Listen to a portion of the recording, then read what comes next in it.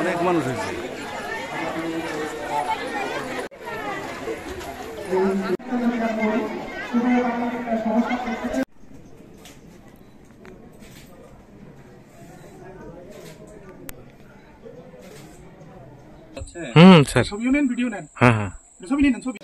মোড়েলগঞ্জ একটি উপকূলীয় এলাকা।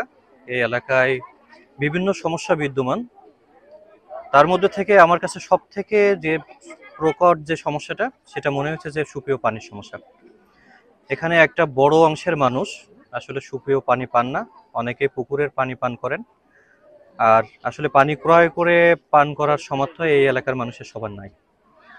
তো এখানে পানির যে সংকট আছে এটা মোকাবেলায় বিভিন্ন সরকারি দপ্তরের পাশাপাশি বিভিন্ন বেসরকারি প্রতিষ্ঠান যারা আছে, অনেকগুলো এনজিও এখানে কাজ করছে। আমরা চেষ্টা করছি সরকারি এবং বেসরকারি দপ্তরগুলোর মধ্যে সমন্বয় করে এই সুপেয় পানির সুব্যবস্থা কিভাবে করা যায় এবং এই সমস্যাটা কিভাবে দূর করা যায়।